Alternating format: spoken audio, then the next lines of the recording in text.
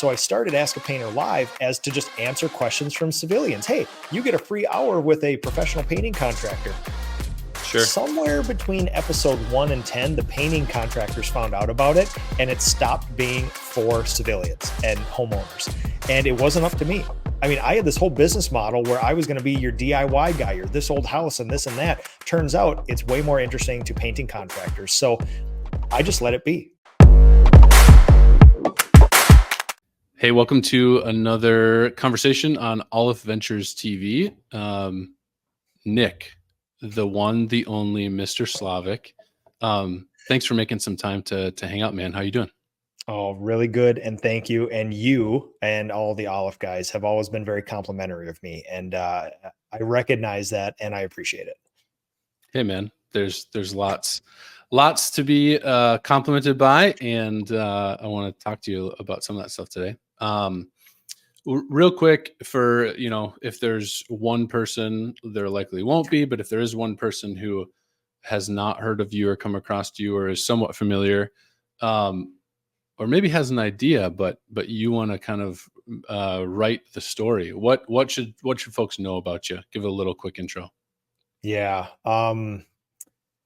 32 years of being involved in this industry. I would consider myself a master crafts person. I can do big, complicated things, especially things that I have never done before, very well, very fast. I can also manage other humans, train this, and do all the functions of running a very large painting business. So I would consider myself a very specialized, honed generalist for this thing that we do, both in the coding science, the application, but also in the entrepreneurship side of it. I am also the board chair of the Painting Contractors Association. I try to use all those things that I've done over the last 32 years for the betterment of the industry as a servant leader, as you guys do. Well, you're a knower and a lover of that organization. I also have as a Minnesotan, it's tough for me to call it a brand and call myself an influencer, but I have Ask a Painter, which is this little guy here. It is evolved. It started off as a social media show, but it's evolved into a brand all on its own with 4 verticals of public speaking and events and content creation and the show and things like that. And I just use this experience to reach as many people as I can, like a lighthouse, in a way that I wish I would have been contacted 16 years ago when I started this business, for somebody to say, this is hard. Here's job costing and all those sort of, that sort of thing. So it just connects me with a lot of people, especially like you guys. Yeah, man. A lot going on there, and I have some questions on those different topics. On the social media side, though, you mentioned that kind of near the end. I was curious, or one thing I wanted to ask, okay, like you said, today it's a brand. It has verticals, it has impact, it has different things that it's doing. The content creation side of things, like looking back, like knowing what you know now, if you were to look back, is there anything that would have tipped you off that you would one day do something like this? Like before any kind of clicking record on your phone or doing anything, like, do you feel like you're like predisposed to this type of thing? Or and where I'd kind of be curious too is like just the origin story, because I don't know that I am super clear on like really how it started. Yeah. So remind me of the first part of the question. I'll give you the quick origin story. I think it'll set it up well, which is I got started in the industry when I was 10. I started my own business after a college education, after active duty military service. There was not a place for me in my family business, so I started my own painting business. 2007, give or take. At about that time, most people don't remember that social media was coming online, give or take about that time. And Facebook was there. I'm not sure Instagram was even a thing yet. Snapchat, TikTok certainly weren't invented yet. But Facebook started off in the way that all social media sort of like things start off with, which people take pictures of cats and food. And that's how every that's how it was. And so my wife was on it before me, and I was just like, hey, she connects with her friends. There's pictures of cats and food. All right, fine. And then I started dabbling in it, and I was 100% biologically predisposed to be a servant leader and to share outside myself, just like you. You and I share a deep love, understanding, and action in looking outside ourselves and trying to affect and share and care for those around us. And social media, without me knowing it, I mean, you might as well take a fire hydrant and a sledgehammer and knock that spigot off the side of it. And social media allowed me not to just talk to my wife about oil primer, it allowed me to talk to the entire world about oil primer. And that was, I know all this in hindsight. Yeah. And if there's a through line through everything in my life, it's not that I knew I was a servant leader and I was looking for a channel. I found Facebook and I utilized it. It's that the good thing about somebody like me and like you, we find ourselves in a lot of positions to share and we prepare a lot. An opportunity comes up and magically we have success with it. So it's way more of like, I'm going to do this. I'm going to do this all the time. I stumbled across social media and I just started posting about things I love. I would take a picture of an old house or a part of an old house and say, this is what I appreciate about this. This is what gives me energy. This is why I started my business. And I want you to see it too. If you see it, great. If not, this is so cool to me. If there's one other little Nick out there that appreciates Sure. this and can't find anybody to connect with, we now share that. And that's literally how it started. Also, I did it consistently for years and years and years and years. Well, and and that consistency piece, that's what I find is always interesting. Like, I think anybody who's built anything, and certainly anybody that's built a creative thing, there's the initially, right? Like, who's paying attention, who knows about it. The affirmation is quite low. Um, Could be zero or less than zero. People could tell right, you like a to get a real negative. job, right? Yeah, Like they yeah, could yeah. say you're bad at this. Yeah. So I was just kind of curious, like in the early days, yeah, there was an element. Like, when did you start feeling like, oh, like when did you personally start feeling a connection to it? Like, did you just enjoy like making a video? And if nobody commented, nobody liked it, it's just the Oh yeah. process of like making a video was kind of fun. Oh Was yeah, the, yeah, yeah, yeah. yeah, I think about it, and honestly, I don't think I've ever expressed this way, Hoken. But I owned a 1917 historic little craftsman home, and I restored every inch of that, as you can imagine, inside, outside, lovingly by hand, using the finest materials. That is a statement piece to the world. It's sure. I picked a particular color because it expresses something about my personality and my love of old houses. I did the landscaping and the yard and the everything based on it's an expression to the outside world to have somebody know something about you. Yeah, some people commented on the outside of my house, but hundreds of thousands of people drove by my house, maybe didn't notice, maybe saw it and appreciated it, and then maybe said something or didn't. And social media is the same thing to me, which is I don't care if I lived right now. I lived on a corner lot in a very busy part of this old town here. I live out in the middle of nowhere where you have to be lost to drive by my house. I do the same thing.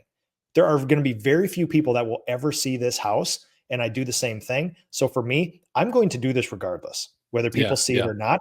Turns out people see it and they do actually enjoy it. yeah, yeah. No, that's interesting. What I'm just like along the way, like as you maybe started to feel, okay, this is like landing with folks. I'm getting some good affirmation. Just was there anything like surprising to you about like building an audience? So like maybe what I'm hearing from you is like step one is just I love this stuff. It's fun and um kind of shit. You know, if I bumped into people at a bar, it's like I would talk about this project. I'm just doing that in front of a camera. But I don't know, like as an audience started to come together, was there any like major, I don't know, like things you didn't expect, surprises? The biggest part is, and for anybody who's bored enough, you can actually just search Ask a Painter number one, Ask a Painter number two. I've numbered every show. And the first show was about color. I did it from my dining room table. And almost nobody, except a few OGs who've been watching from the start for the last 8 years, will remember this was a show made for civilians, right? Not painting contractors. These were made for Mm, homeowners who owned a home in New Prague, Minnesota. Because a lot of people would ask me about, I'd go down to our local town festival and all I would do is answer questions about what paint to put on stuff for people. So I started Ask a Painter Live as to just answer questions from civilians. Hey, you get a free hour with a professional painting contractor. sure. Somewhere between episode 1 and 10, the painting contractors found out about it and it stopped being for civilians and homeowners. And it wasn't up to me. I mean, I had this whole business model where I was going to be your DIY guy or this old house and this and that. Turns out it's way more interesting to painting contractors. So I just let it be. And then I started answering questions from painting contractors. And the second thing that surprised me about it is we have a highly fragmented, unprofessionalized industry, right? Hmm. I've never really got hate or vitriol, right? But I have got people who take personal offense to me saying, this is my favorite brush and this is my favorite oil primer for this type of substrate. And it's not because they hate me. I'm just a vessel. It's Sure. them sitting at home saying, wait a second, I know how to do that too. I can do that. And it's like, yeah, we all can. We're good at this. But it's an interesting look. That really surprised me. I thought it was going to be other nutty master craftspeople who have devoted their life and are passionate about this and have a deep curiosity about it. It turns out there's a lot of great people who haven't been painting very long that take what they do with a lot of pride. And when they see somebody else do it, your knee jerk reaction is a regressive mindset, a scarcity mindset where you're my competition. It couldn't be further from the truth because I wasn't even in the same state, but it's a very human emotion. So me navigating the emotions of the painting industry and being kind and empathetic was something I didn't know I had to do, wasn't very good at, but have really created a system to do that. Yeah. That's interesting. I did not know that your kind of initial vision was more directed at your consumers, and not your peers in the industry. But that makes sense. Well, on that though, what where have you seen like the most amount of carryover to like, from the content creation side of things for other painters, other business owners, where it has impacted your business, your it has impacted your end consumer? Yeah. So there's like, let me know if this answers your question correctly. So there's impacts based on the business because of the humans I meet, and I just am able to run a better business. But there's also a Sure, sure. real long tail to what I've done with social media to actually getting clients. Is the question more about the client part or the internal workings of the business? No, I think what you mentioned first there of just like what I hear you saying is like just this journey has made me a better business owner. Oh, And so dude. like there's that element, which I think we can get into that in a minute. I'm Yeah. just curious generally of like some of the just impact of getting people to call and want your Yeah. business. So this is a huge myth that I'm about to bust, but I didn't know this. But when I talk to people around the country, they're like, "Freaking Nick Slavik, like ask a painter. He's got a line of humans outside his shop, like waiting for the privilege to work for him, and he's got a line of clients standing outside his shop, waiting for the privilege to have his house touched by him or one of his craftspeople." Sure. I can show you the data to prove that I don't have hardly. Okay, I can't say that. It's very hard to prove that that has helped my business, my painting business at all. It is a great thing as a social media influencer and things like that. It's created an entire brand and amazing opportunities, but it's hard to find a noticeable amount of humans who came to me because of Ask a Painter. Now, what I will say is I ask my estimators about this a lot because they have a lot of interactions and we track our marketing as close as a painting company can. Where'd you hear about us? And then we have follow-up questions. It turns out that a lot of my just bread and butter marketing puts me in front of somebody and you can't help but trip over my presence on social For media. sure. Like you can't tell me that Google doesn't favor me because of the insane amount of content I put out and everything has painter in it, right? So there is Totally. an effect, but it's probably more of that marketer effect where I have so many touches out there that it's just this soup where generally more people know about me than other painting companies just because of the stuff I make out there. So having said that, I will say something has happened in the last 2 years where an objectively notable more amount of my clients have been mentioning Ask a Painter. Okay. So it doesn't hurt, but it's not. I don't have any crazy advantage in the end. Yeah. I think there's something challenging about that. There's something liberating about that too. Probably because, man, I think for business owners, my take, it's like brand is Mm, just like the identity issue, right? Like somebody who owns a small business, your brand is you, right? Like, and so your when it comes to marketing, and your brand recognition, that's kind of like so often this affirmation of you, the person. Um, But the reality is, it's like when it comes to painting services, people either need it like right now or they don't really need it right now. And if they don't need it right now, like that's great that you seem cool. I just don't need your Yeah. services right now. You know what I Yeah. mean? And there's a that like nothing's broken. So I think it's actually Yeah. encouraging of like you are as good a brand of a painter in Yep. the country, and that's not necessarily like people either need your services or they don't. Yep. Um, Now that being said, though, the binge bank, so to speak, of like if folks are like, hey, I actually do need a painter, and I'm comparing, yeah, it's hard to imagine that you're not getting a big upper hand because people can get to know you and your Yeah. business and your Well, practices so much better so than the competition.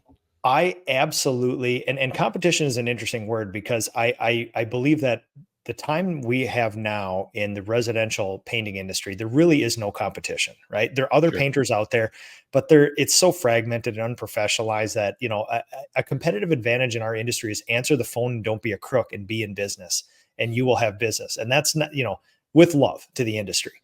Um, sure, but what's interesting is that doesn't mean I don't fight like hell for my own business. So yeah, imagine, Hoken, the experience of a client, a homeowner in the Southwest metro of our area, because we're both from Minnesota. yep, We're 45 minutes from each other. It right, couldn't be right, better friends in the industry. If you're in the Southwest metro crescent, you are going to get social media ads. You're going to get a door hanger. You're going to get 4 to 6 flyers a year. You're going to see it, like I said, all over social media. You're going to see my vans. We have 20 vans roaming around the Southwest metro. We have yard signs everywhere, right? You're going to get two notes from the company if you've ever been a client of ours there too. And eventually, when you need painting, if you Google search, you probably will have seen a token of our company physically, a van, a sure, flyer, a door hanger. But when you do a Google search, I am right up there. So now you have these beautiful touches where, wait a second, that logo looks familiar. Those colors look familiar. I've seen it on a yard sign. And in Google, that's a marketer's dream. Touch, touch, touch, touch, touch. There's a reference point, like in our metro area, Dean's Mechanical, right? I hmm, can picture yeah, their logo. They're the monster, the heating, the cooling, the plumbing.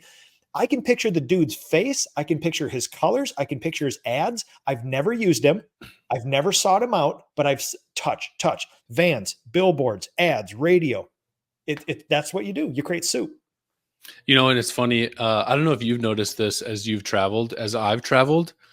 Every market has their like car crash attorney, right? Yep. Where it's like 1-800 ask Gary or whatever it is, Yes. right?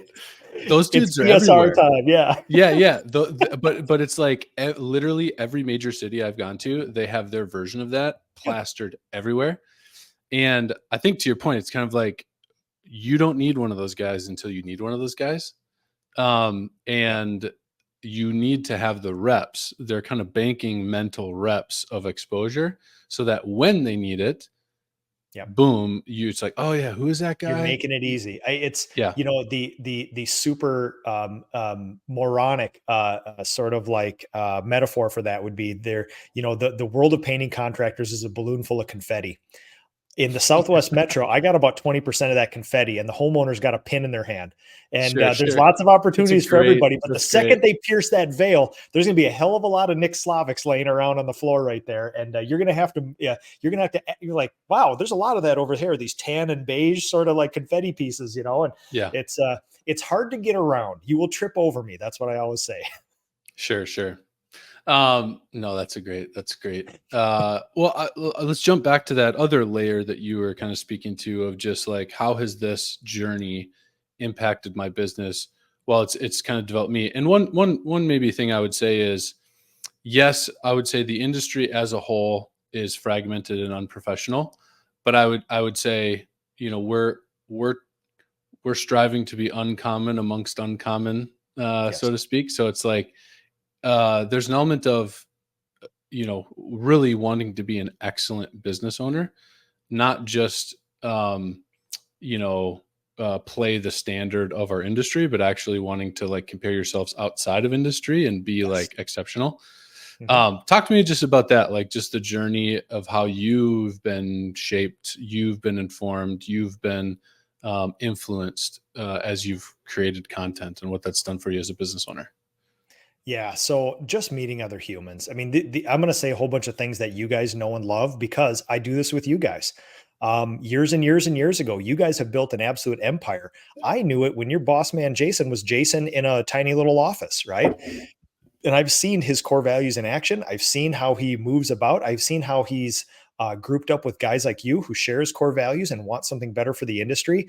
And I've been on this awesome ride with you guys, side saddling with you. And I am a better husband, a better father, a better human, a better citizen, and certainly a better paint business owner because of people like you guys who I've met. You guys have, like, when I met Jason back in the early years, harken back to the days when it was a little $1 million painting company and a Hmm. tile wall, right? And um, I thought of him as competition because he was a house painter, right? And people like Jason, like all of you, like all the other people I've met in the industry have, I mean, there's certainly tips about use this app or do this for job costing, but really it's been like searching outside of yourself in the industry for what is excellent and are you living up to your potential? And you guys share that, the other people that we know share that. And so you have to sometimes find your North Star when the North Star doesn't exist. And having I am surrounded. I mean, I have the biggest hack in the entire country. I have access to more world-class humans and paint business owners than probably anybody else. And they will answer my call, answer my emails at a moment's notice. We will readily share. And there's nothing that I experience that can't be solved with these humans. So I literally have a 1,100 person board of directors of people who are all doing this better than me. So I mean, I don't know how more forcefully I can say that being friends with you guys and other big thinkers have literally changed my life. Yeah, that's awesome, man. Yeah. Um, yeah, there's a really good book I would recommend anybody. Have you ever read the book Who Not How? I have not. Okay. Really good book, small book, but the concept is right to kind of train your way of thinking of like who could help me, like whatever the goal is, who could help me accomplish this, not how do I accomplish this. Yeah. And the premise there, right, is if your frame of mind is how can I, well, you're limited. That immediately limits your resources to what you currently have, Yep. Yep. the knowledge you have, the skills you have, etc. If you look at it as who could help me, you're opening yourself up to everybody else's experience, everybody else's skills. Because man, yeah, it is. This is something I come across a ton, and just why the PCA is so amazing. And this has kind of been the experience of a lot of folks is they go to like I've seen it as like getting real practical. It's like, okay, I can't allow customers to self-schedule appointments with me because my schedule is too crazy. Yeah. So what that means is the customer calls, leaves a message, or sends in a message. The customer now has to wait. You have to find time in your busy day to sit down to call them back. Maybe you're Yep. calling them back while you're on your way to another appointment, so you're not super present, or whatever the case may be. And then also too, it just leaves you susceptible to, well, I don't know if I want to take another bid this week. I feel tired, right? If Mm. it's like you go to a conference, you see a bunch of other companies where they allow customers to do that and it works. Oh, I didn't know, like I just assumed from my experience that, I couldn't do that. Yeah. Um, People do it. It's not as bad as they think, and they grow their business by 20%, Yep. 30% because they just can get more estimates in, right? Yep. And they also alleviate work. Simple example, but it's like that, again and again and again of like you just don't know what you don't know.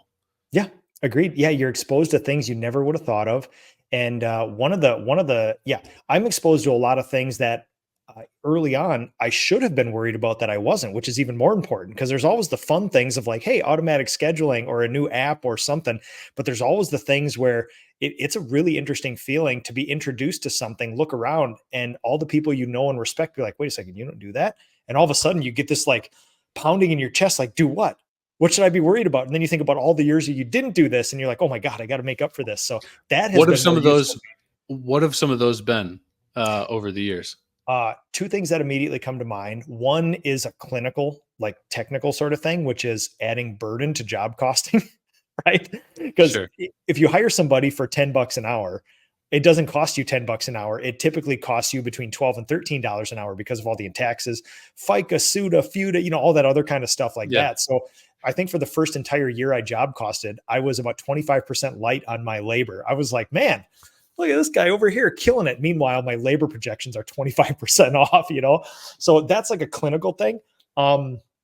Everything else, every like pit in the stomach, thud in the chest sort of thing I've got is all about managing humans, right? Because I was not brought up in with a very good example of how to lead a business like this or lead other humans, personally or professionally. And so now, when I start seeing some people who run huge organizations lead with empathy and listening and asking questions and not offering immediate solutions, you're like, wait a second, you lead with like empathy and you ask them a bunch of questions. Like, why don't you just give them a solution? They came to you asking a question, give them a solution. And slowly you realize like that might not be what people need. And then the thud in the chest comes from, how many years have I been doing this, and have I been a good enough a manager for my humans? Yeah. Yeah, man. Totally. I feel like those are Um, all things that you guys at Aleph do really well. It's like I have this whole list. You guys probably don't know this, but there is a mental list in my mind of things that are obvious to Hoken and all the Aleph guys, and things that are not obvious to Nick, as he brought up a paint company. And it's like there's some things that you guys just naturally do or believe that are obvious that are not obvious to me or many other people in our industry. And you guys like hold the North Star on that stuff.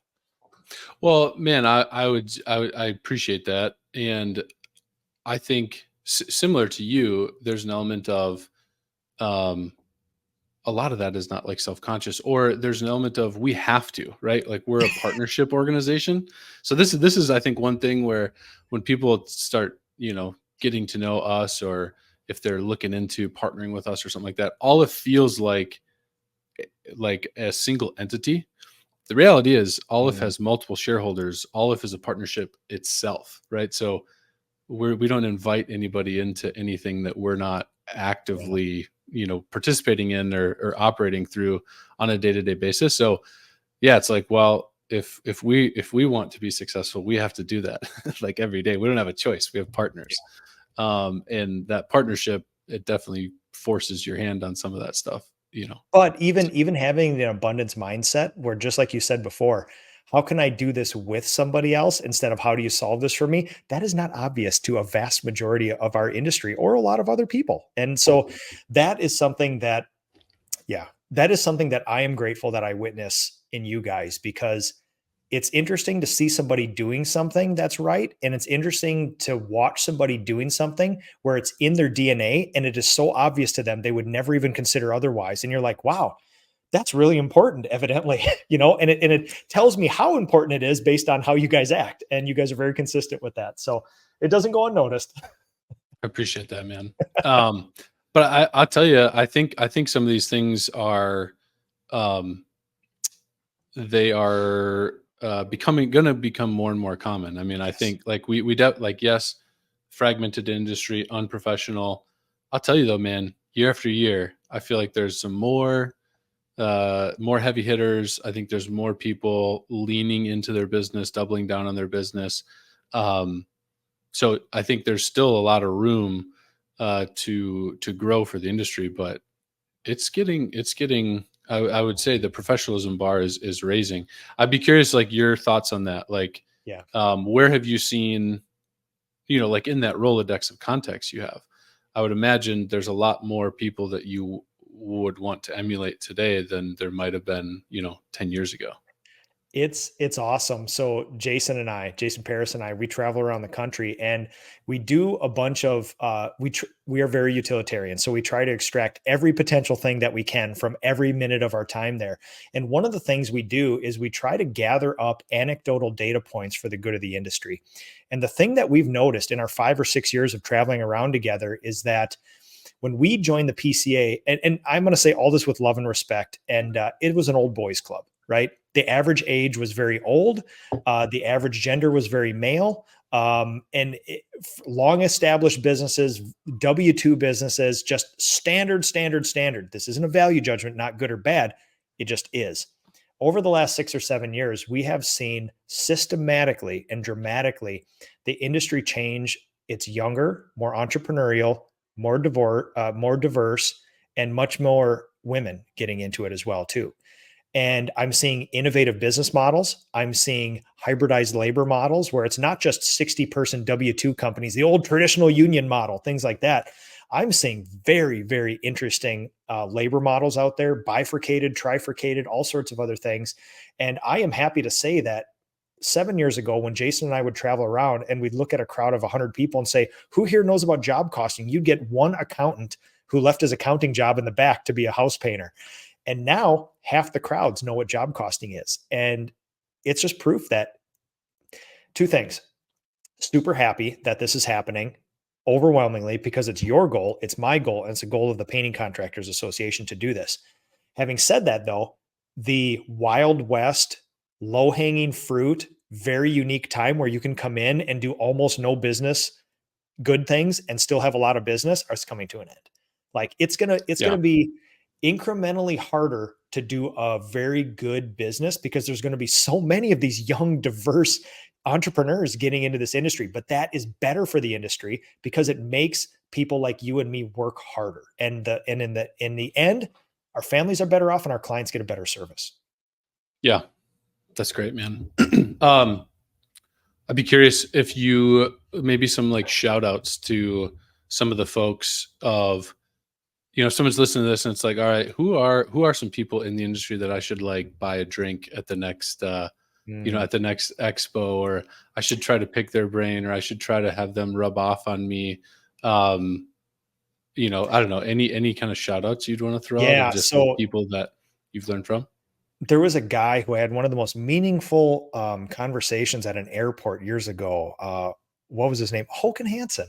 Hmm. Hulk and Hansen. I had a great conversation with you when it was just you and me traveling back from an event like that. So I would say number one, find Hoken, find anybody with an Aleph badge on them, and do that. Obviously, you guys know my personal board of directors that I love. There's the Jason Paris, there's the Matt and Maggie Kuiper, there's the Chris Elliott, there's the Dave Graham, there's the Jill, the new executive director for the PCA. There's Juan Vasquez. There's Brad Ellison. I mean,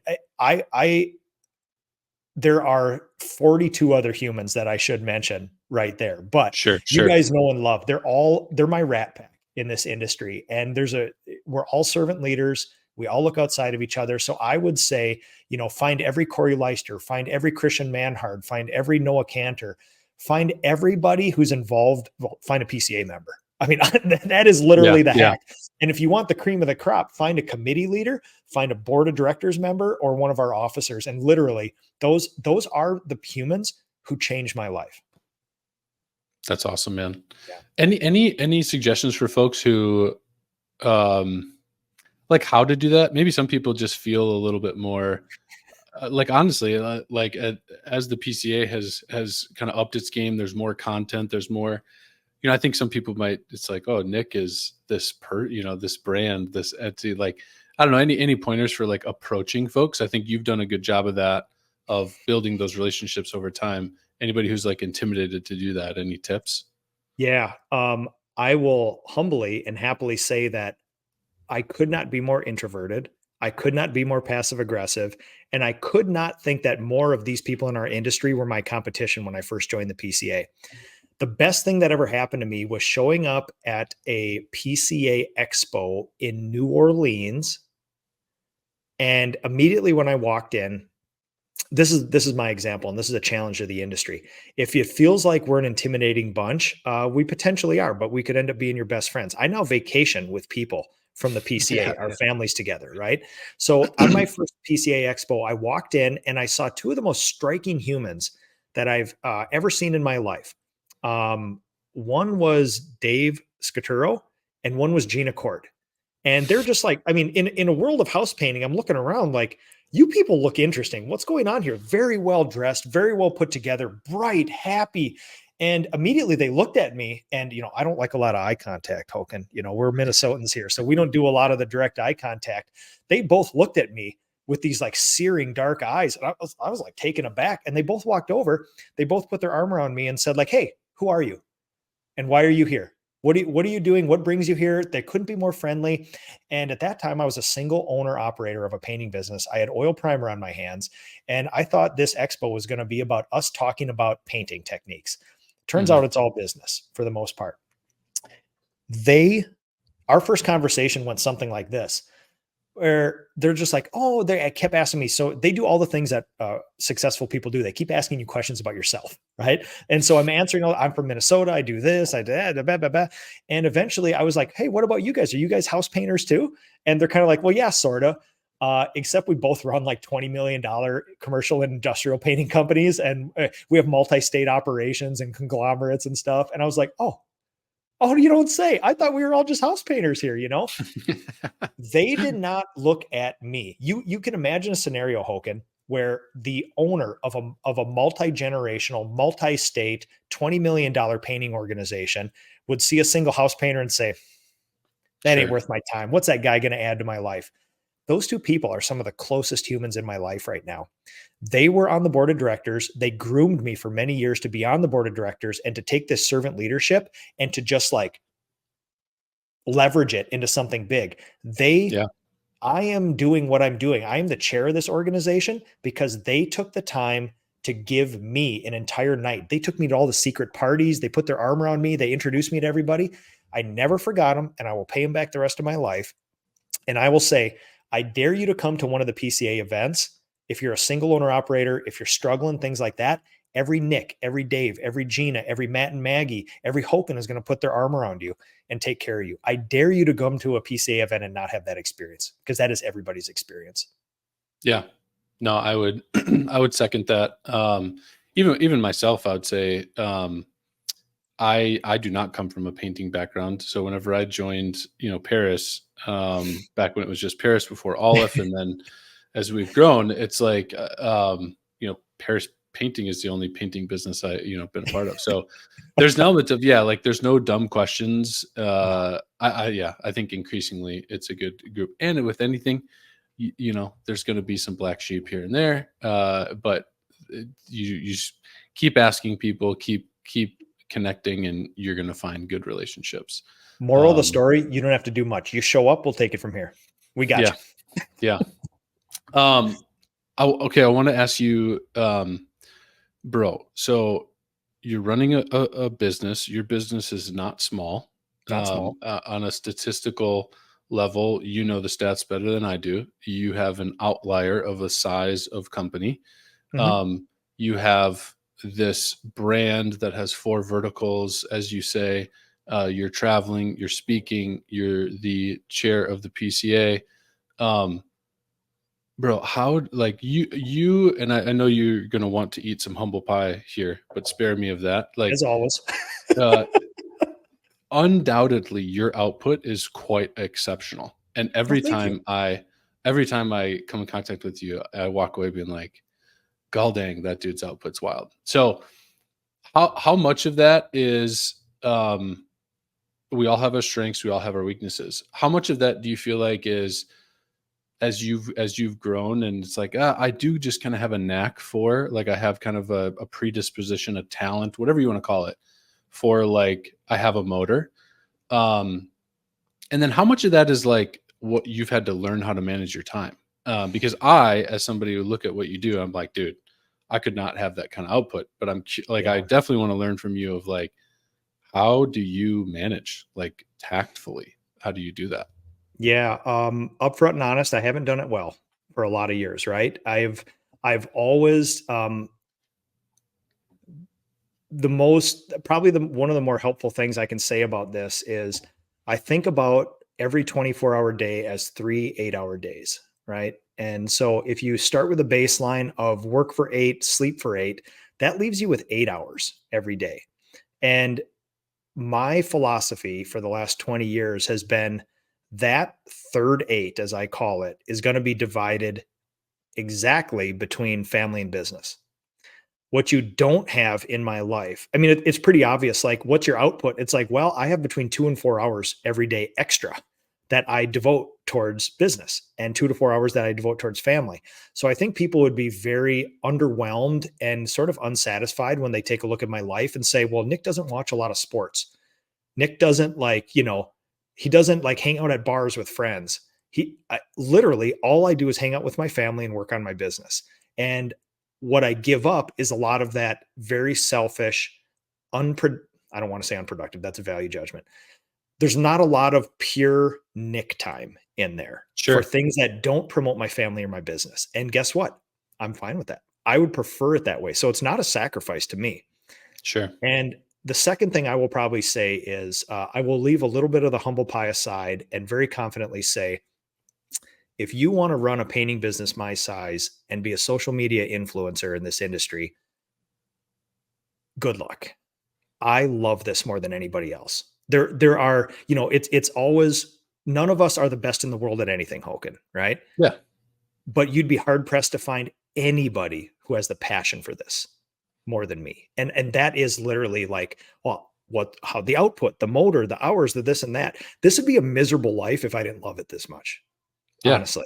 Like this is literally a jail sentence. If you don't like painting or social media painting or influencing, I will have the best competitive advantage for anybody who wants to compete in this field ever because I love it. Now, having said that, there's plenty of room for other influencers out there. So it's not like there's only one that can take all, but good luck. If you want to replicate what I do, you're going to have a passion motor that revs pretty damn high.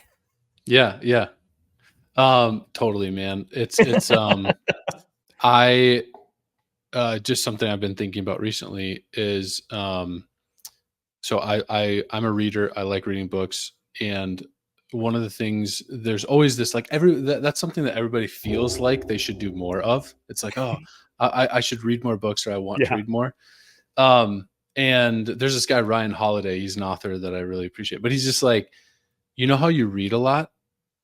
You read a lot. That's how you do it. Yeah. So Oh, it's kind of is he like, that Stoic guy?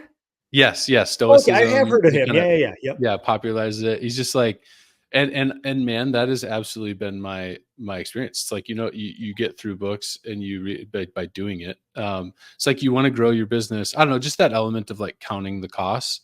So I really appreciate that, that transparency. I think it's important. And I also something that pause on the value judgment, that's so important too, man. I Yeah. think that's something, Aleph, like we're all about growing. We grow businesses. we're Yes, you we're in do. the business of growing businesses and creating assets. Yep. Now, that is what we want to do. That's what we like to do. And there is like a cost benefit, calculation that goes into Oh, that. yeah.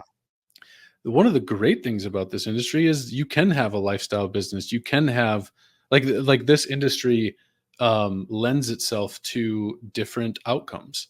And I think just getting really, really clear on like, what do you want to do, and not what should you do because this is what Nick Slavik does or this Yep. is what Jason does. Yep. It's so important. When did you, do you feel like that passion has just always been there? And it's more of something you kind of look back and you're like, oh yeah, I've just loved it all along. Or like, I don't know, Oh, just when did you feel like you became kind of clear of like, man, I love this. yeah. So it became very clear to me about 4 years ago. So I am famous for reading like 4 books in my entire life, but actually doing it. Like I literally did everything on every page. Right. So Yeah. that's my excuse for not reading books. One of the books I read was Grit, Angela Duckworth. She's a Hmm. social scientist and she did the It's whole on my thing about, list. dude, Is it, about is it finding good? passions. And one of the greatest thing it explained to me is if you want to be an outlier, you have to actively seek out passions. Try them, Hmm. cycle through them all the time. When you find a passion that you like, you have to intentionally practice. And that is not, I'm going to do it. That is, I'm going to do it hard. A lot of Hmm. hours. I'm going to give myself reach goals. I'm going to analyze the results, more reach goals, analyze results. And it's that scientific cycle. And then the third part about that is you do it forever, right? Hmm. So I read that after I've lived this life, and it perfectly explains what I did, which is I have explored many passions in my life. It just so happens that when I was 10 years old, my father introduced me to the beautiful craft of painting and restoration. And I am not, I am so lucky compared to some other people that never find their passion, right? The problem is when you find your passion at 10 years old, you think, well, the grass is always greener, right? Everybody's got 1,000 passions. If this is good, think what a real passion is, you know? Sure. I did my cycle through life of being an auto mechanic, of going in the military, going to business school, working for other people. And guess what? There's this thing in the back of my head where I finally, in my mid 20s, I said, you know what? You need to be appreciative of this. You have something. I was looking around my peer group and we had like marketing executives that were my friends working for big companies doing the Black Friday flyer sales and like sexy sort of ad work. They hated their life. They hate it. They hated getting up. They hated going home. There's no time for the kids. They hated the people they work with. They weren't doing anything that they felt added to the world. And I was like, wait a second, you people are supposed to like your jobs. And that's the thing. Hmm. Like, I'm a coder for Google. It's like, that is a grind, man. I finally, after reading that book, realized that in my mid 20s, I did not look for the grass is always greener. I stayed with my passion and I said, you know what? I'm going to love this more than anything else. And I'm not going to constantly look for the next thing. And I think I'm sort of a last of a generation who I'm only going to own 2 houses in my life. I will only ever have 3 jobs. You know what I mean? Like finding your passion, practicing it intentionally, and then doing it forever is the clearest path to being to money and time freedom ever. And Hmm. my heart goes out to the economy right now because everybody's trading jobs every 18 months. Everybody's trading spouses. Everybody's trading houses. Like, listen, I get it. I get it. You always want to make sure that you're being taken care of and you find something better. But there is a strategy that works very well nearly every time, which is find a passion, push yourself, and stay with it forever. That is how you do it. And I was just lucky to find it at 10 instead of 45. Yeah. Yeah. That's great, man. Yeah. Um, well, one other thing I'm curious of is like, to that point on passion, what that likely does is it just keeps you in the game. Like you try things, you iterate, you get better and you get better. So I think it does a good job of focusing you on what's in front of you and not Mm. necessarily being distracted, right? Um, but nonetheless, I'd be curious, like, just how do you think about the future? Like, what are some of your goals? How has that evolved? I imagine too, like your brand, that was not something you expected, but it's something that's substantial now, like, um, how do you kind of plan for the future? And then I don't know, to the degree that you'd want to share, like, I don't know, some of your goals for your business, some of your goals for your brand. What's on your mind on those categories? Well, I'm a traction guy like you. So we're very intentional about not just saying, hey, what's 10 years going to be like? It's like having a systematic way many times throughout the year, updating it based on feelings and data, right? And I have never made more wild swings in the vision for Ask a Painter, for my personal life, and for my painting business than I have in the last 2 years. Every time that I think there's kind of like, there's probably more, but I think there's like 3 major milestones in a life of a young painting company towards professionalization. There's your 3 to 500,000 where you couple together a bunch of your friends and do some work and it's great. It's easy, it's fine.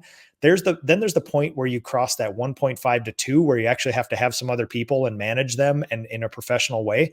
And then I think there's everything after 3 where you become like a baby professional company. And as I've crossed those 3 Rubicons, I've completely changed the vision. So what's more interesting now is the earlier on, it was trucks, humans, revenue, projects, marketing. It's all just clinical stuff because you've only had a few humans involved in your professional life. So the focus is on, I just need to put up that revenue to prove I can do it. And once you do that, then you realize that can either be fun or chaotic based on how you manage and the humans you Sure. have, right? And you laugh because you've seen this a million times. Hmm. Hmm. You guys look into more businesses and review their financials more than anybody else. And you can draw a straight line between a chaotic business and a divorce and the breaking up of a family, right? Hmm. Hmm. So, um, and once you cross that $3 million thing, which I have, I now think so little about revenue. I think so much about the happiness, the low friction, low stress, and opportunities for those around me. Because I believe that's what a good leader does is provides opportunities and helps people achieve those for those who want it in the future. And just like you said, I went from how do I job cost to how can I find a system where somebody else job costs and I review to give them the opportunity to provide more value so they can grow? And that's been a very long process for me. I see you guys and I see the people that you partner with, and I see many other people in the industries that becomes obvious to them way sooner than it did for me. So I love so the vision of all this is I could imagine myself being part of this painting business for the rest of my life because I can add so much value. I can be so passionate about it. Again, I am a unique weapon for my businesses. Now, I also the problem with that is you can become a martyr where you are the business then too. And you guys know you followed me along in this journey. Not complete yet. Still working on that. And I'm trying to find out a way where I don't martyr myself for the business, where it's not solely relying on me, because then you limit the opportunities for others.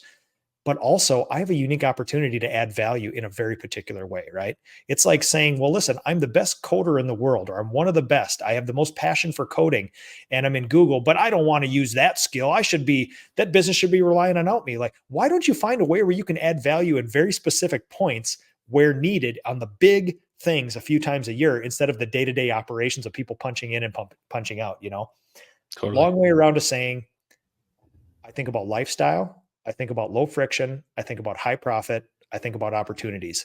And that's a hell of a lot harder than painting houses well. Yeah. Yeah. I think one of the things one of the good impacts, I would argue, of your brand, brother, is that you really do try to enjoy your family, and just you do vacations, you go hunting, and even so, it's been interesting to hear like you did not grow up like hunting and outdoors and stuff like No. that's kind of hobbies and things that you've added on to your life to benefit your well-being, and I'm sure your kids get a lot out of that. So Yeah. as you've evolved to be less focused on some of these economic kind of vanity indicators maybe Yeah. sometimes, and more of like, what is this doing for me and the quality of life piece. I hope that's an encouragement to other people of like, in our economy there's a heck of a lot easier ways to make some dollars than own your own business. The real value of owning a business is the shot, the at bat that it gives you to create some freedom and Yes. options in your life. Something that no employer would have given you. Correct. You got to count the cost.